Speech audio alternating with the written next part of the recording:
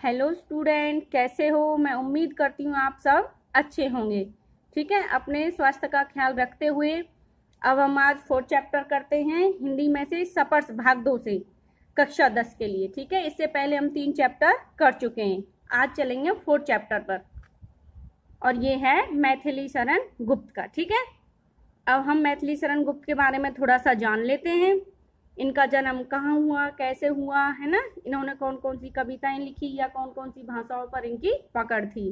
तो चलो शुरू करते हैं हम। 1886 में झांसी के करीब चिरगांव में जन्मे मैथिली शरण गुप्त अपने जीवन काल में ही राष्ट्रीय कवि के रूप में विख्यात हुए। इनका जन्म कब हुआ? 1886 में झांसी में। ठीक है, एक गांव था चिरगांव, झांसी के करीब, और ये अपने जीवन काल में ही क्या है, बहुत प्रसिद्ध हो गए थे। इन्होंने अपने जीते जी अपनी प्रसिद्धि देख ली थी, है ना। इससे पहले जो हमने पढ़े थे उनमें क्या वो जो कवि थे वो नहीं देख पाए थे सब कुछ। इन्होंने क्या, मैथिली शरण गुप्त ने अपनी प्रसिद्धि अपने जीते जी देखी थी। इनकी शिक्षा दीक्षा घर पर ही हुई। संस्कृत, बांग्ला, मराठी और अंग्रेजी पर इनका समान अधिकार था। ठीक है, इनकी बहुत अच्छी पकड़ थी चारों भाषाओं पर।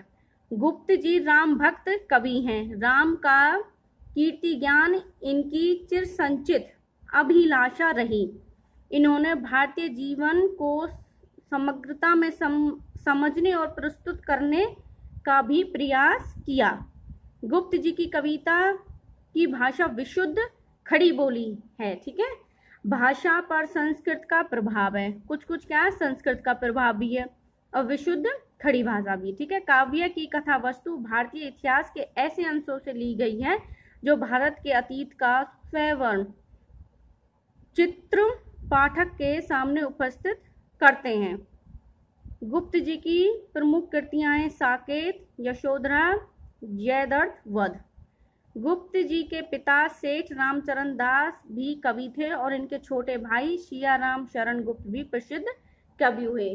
क्या इनका जो पारिवारिक था, इनका जो जन्म हुआ और जहां पर ये रहे उन पर ऐसा ही माल था, वहां पर अच्छा था शिक्षा दीक्षा का। ठीक है, तो अब इनकी कविता पढ़ते हैं हम। ये कौन सी है? मनुष्यता। ठीक है, इसके बारे में पढ़ेंगे। पर लेकिन आज के दौर में हम देखें तो मनुष्यता जो बताया गया इसमें अब कहीं रहा नहीं है। मनुष्य के अंदर कोई भी ऐसी भावना नहीं रही है कि हम अपने लिए दूसरों के लिए जिए। ना तो वो अपने लिए जी रहा है और ना ही दूसरों को अच्छे से जीने दे रहा। आजकल आपने बहुत सारे उदाहरण भी देखे होंगे, है ना। जैसे हथनी को देखो विस्फोट खिला दिया था, गाय को खिला दिया था, और उसका माल तो देखो वीडियो भी बना रहा था। तो मुझे नहीं लगता आजकल मनुष्य, ये मेरी अपनी खुद की सोच है, मैं नहीं समझती कि और लोग भी इससे एग्री करेंगे, पर मेरा यही मानना है कि आजकल हम अपनी जो मनुष्यता है, जो अपने अंदर की दया भावना है, वो क्या है, खोते जा रहे हैं, है ना। तो चलो ये सब एक अलग चैप्टर, एक अलग ही वे। अब हम इस पर चलते हैं, अपने चैप्टर पर आ जाते हैं, है ना। विचार लो कि मृत्यु हो न हो, मृत्यु से डरो कभी, मरो परंतु यूं मरो कि याद करे जो करे सभी। हुई न यो सुमृत्यु तो वृथा मरे वृथा जिए, मरा नहीं वही कि जो जिया ने आपके लिए। वही पशु प्रवृत्ति है कि आप ही चरे, वही मनुष्य है कि जो मनुष्य के लिए मरे। ठीक है, पहले क्या लिखेंगे हम? प्रसंग, फिर हम करेंगे व्याख्या। तो चलो जो कठिन शब्द है उनके थोड़े थोड़े मीनिंग जान लेते हैं। और वैसे इसमें क्या कह रहे हैं, कभी दूसरों के लिए जीने के लिए कह रहे हैं, और कह रहे हैं कि मृत्यु तो एक अटल सत्य है, वो माननी पड़ेगी। तो ठीक है, इसका मीनिंग जान लेते हैं। वृथा का क्या है? बेकार। और ठीक है, यो का क्या है? ऐसे। और पशु प्रवृत्ति है पशु जैसा स्वभाव। ठीक है, तो अब वो कहते हैं कि कवि कहता है इसमें कि तुम ये मान लो कि मृत्यु तो निश्चय है और वो आएगी, उससे तुम घबराओ नहीं और डरो नहीं, परंतु मरने से पहले तुम ये याद रखो कि हम मरने के बाद भी जी सकें। मरने के बाद भी हम कुछ ऐसा काम कर जाते हैं, लोग याद रखते हैं ना कि भाई वो आदमी बहुत अच्छा था, उसने कुछ किया। तो इसमें कवि कहते हैं कि ये तुम मान लो कि मृत्यु तो आएगी और उससे तुम डरो मत, परंतु कुछ ऐसा करो मरने से पहले कि मरने के बाद भी तुम अमर हो जाओ, तुम्हें लोग याद रखें। हुए नहीं है अब वो कह रहे ऐसा जीना, सुमृत्यु तो वृथा मरे, ऐसे बिना किसी के कुछ अच्छा किए जीना और मरना दोनों ही बेकार हैं। मरा नहीं वो जिया न आपके लिए, और वो जो आपके लिए नहीं जिया तो उसका क्या मरना और क्या जीना, बेकार है उसका जीवन। और ये तो ऐसा हुआ जैसे पशु अपने लिए जीते और आप भी अपने लिए जा रहे हो, उस अपने लिए जिए जा रहे हो, तो कोई फायदा नहीं है ऐसे जीवन का। वही मनुष्य जो मनुष्य के लिए मरे, तो मनुष्य वही है जो दूसरों के लिए जिए और मरे, दूसरों का ख्याल रखे। ठीक है, आपको भी वैसे अपने जीवन में ये बात याद रखनी चाहिए, हमें अपने साथ साथ दूसरों का भी ध्यान रखना चाहिए। अब चलते हैं नेक्स्ट। उसी उदार की कथा सरस्वती बखानती, उसी उदार से धरा कृतज्ञ भाव मानती, उसी उदार की सदा सजीव कृति कूजती, तथा उसी उदार को समस्त सृष्टि पूजती। अखंड आत्म भाव जो असीम विश्व से भरे, वही मनुष्य है कि जो मनुष्य के लिए मरे। ठीक है, इसमें कवि क्या कहना चाह रहे हैं, इसमें वो गुणगान कर रहे हैं अच्छे आदमियों का। ठीक है, तो वो कहते हैं जो अच्छे इंसान है उसका तो सभी गुणगान करते हैं। ठीक है, प्रसंग लिखेंगे फिर व्याख्या लिखेंगे, तो थोड़ा हम जान लेते हैं इनका मीनिंग। उदार का क्या है, दानशील, सहृदय। ठीक है, बखान का क्या है, गुणगान करना, है ना, वर्णन करना, भाई फलाना आदमी बहुत अच्छा था, वो उसने ऐसे करा, किसी के लिए कुछ अच्छा करते तो बोलते हैं ना, बखान करते हैं ना, उसका हम गुणगान करते हैं हर जगह। ठीक है, कृतज्ञ का क्या है, आभार, आभार प्रकट करना। अगर कोई हमारा कुछ भला करता है तो कृतार्थ तो हम उसका आभार मानते हैं ना, तो कृतार्थ का क्या अर्थ है, आभार। और कूंजती का क्या है, मधुर ध्वनि। ठीक है, मधुर ध्वनि करती, असीम। और ठीक है, अब हम करते हैं विश्व मतलब पूरा संसार, अखंड मतलब एकता बनाए रखना। तो ठीक है, प्रसंग फिर व्याख्या। उसी उदार की कथा सरस्वती बखानती, तो क्या कहते, जब हम सहृदय अच्छे हृदय से काम करते हैं तो क्या है, सरस्वती पुस्तकों में भी हमारा बखान होता है। पुस्तक सरस्वती माँ जो पुस्तकों में तो विराजमान होती है ना, तो क्या है, पुस्तकों में भी उनका गुणगान होता है ऐसे आदमियों का। ठीक है, ऐसे मनुष्यों का। उसी उदार से धरा कृतज्ञ भाव मानती, और उसी उदारता को, सहनशीलता क्या है, पृथ्वी भी कृतज्ञ धरा मतलब पृथ्वी भी मानती है, उसका आभार भी हाँ अच्छा किया। उसी उदार की सदा सजीव कृति कूजती, और उसी उदार भावना क्या है, हर जगह चारों तरफ कृति गूंजती है, मधुर ध्वनि में, है ना, अच्छे स्वरों में, कि हाँ अच्छे स्वर में लोग बोलते हैं कि उसने बहुत अच्छा करा। तथा उसी उदार को समस्त सृष्टि पूजती, और उसी सहनशीलता को क्या, सारा सृष्टि, समस्त मतलब पूरी सृष्टि, पूरा संसार पूजता है। और जो हमारे भाईचारे एकता को बनाए रखता है और सारे विश्व को क्या है, एक डोर में बांधे रखता है, वही मनुष्य कहलाने के लायक है। और मनुष्य वही है जो दूसरों के लिए जिए और मरे। हमें इसका ख्याल रखना चाहिए, भाईचारे का, एकता का, है ना, तो सब जगह उसका गुणगान होता है। चलो नेक्स्ट। क्षुद्रात रति देव ने दिया करस्त थाल भी, तथा दधीची ने दिया परार्थ अस्थि जाल भी। उसी नर क्षितिज ने स्वमांस दान भी किया, सहर्ष वीर कर्ण ने शरीर चर्म भी दिया। अनित्य देव के लिए अनादि जीव क्या डरे, वही मनुष्य है कि जो मनुष्य के लिए जिए। तो ठीक है, इसमें कवि क्या कहना चाहते हैं, मैथिली शरण गुप्त कहना चाह रहे हैं कि इसमें, चलो पहले मीनिंग जानते हैं। क्षुद्रात का क्या मतलब है, भूख से व्याकुल, है ना, भूख से व्याकुल। और क्या है ये, परार्थ। ठीक है, जो दूसरों के लिए हो, जो दूसरे के लिए हो।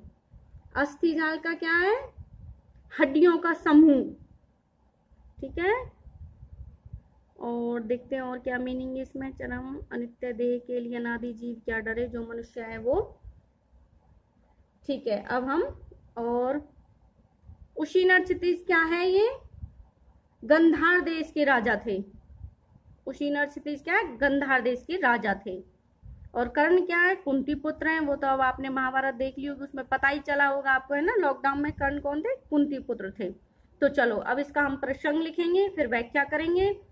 तो ये क्या है, भूख से व्याकुल थे वो रतिदेव। तो क्या तब भी उन्होंने क्या अपनी थाली दूसरों को दे दी थी। भूख से व्याकुल थे, बहुत ज्यादा पीड़ित थे, फिर भी उन्होंने अपनी थाल दूसरों को दे दी। और दधीची ने क्या किया था, तथा दधीची ने दिया परार्थ अस्थिजाल भी। उन्होंने इंद्रदेव के लिए अपनी हड्डियों, इंद्रदेव का जो वज्र है ना, वज्र के लिए जो उसका वो होता हथियार जिसे वो लेके आता, हाथी के ऊपर बैठ के आता वज्र, है ना, उसके लिए अपनी क्या पूरी हड्डियों का दान कर दिया था। वज्र के लिए दधीची ने अपनी हड्डियों का दान कर दिया था कि इससे क्या है, इंद्रदेव का जो वज्र वो बन जाए उसका। ठीक है। उसी नर क्षितिज ने स्वयंमास दान भी किया। जो उसी जो गंधार देश का राजा था श्री, तो उसने क्या करा था, कबूतर की जान बचाने के लिए अपना मांस भी दान कर दिया था। ये एक बहुत अच्छी स्टोरी है, कभी तुम्हें टाइम ले तो सर्च करना और देखना। उन्होंने क्या करा, एक कबूतर के लिए अपना भी शरीर का क्या है, दान कर दिया था। देखो ऐसे अच्छे अच्छे लोग हमारे देश में जन्म लिया, हमारे देश में। और अब हम कहाँ हैं और तब कहाँ थे, हैं। सहर्ष बीज कर्ण ने शरीर चंद भी दिया। तो यहाँ पर कर्ण ने क्या किया था, वो कर्ण दानवीर बोलते हैं उन्हें, उसके जैसा दानवीर ना हुआ था, ना ही होगा। तो उससे क्या है, इंद्र ने उसके कवच और कुंडल मांग लिए थे, तो वो भी उन्होंने क्या है, दान कर दिए थे कि चलो ये मैं दान कर दूं। और जबकि उसे पता था इसे दान करने से क्या उनकी मृत्यु हो जाएगी, फिर भी वो नहीं हटे पीछे अपने धर्म से। अनित्य देह के लिए अनादि जीव क्या, और ये देह क्या है, ये तो एक न एक दिन मिटनी है, तो इसे ना डरो और कुछ मनुष्य के लिए करो, वही मनुष्य जो दूसरों के लिए मरे और जिए। ठीक है, आया समझ। अब हम नेक्स्ट चलते हैं अगला। महानुभूति चाहिए महाविभूति है यही, वशीकृता सदैव है बनी हुई स्वयं माही। वृद्ध वाद बुद्ध का दया प्रभा में बहा, विनीत लोक वर्ग क्या ने सामने झुका रहा। आहा वही उदार है परोपकार जो करे, वही मनुष्य है कि जो मनुष्य के लिए मरे।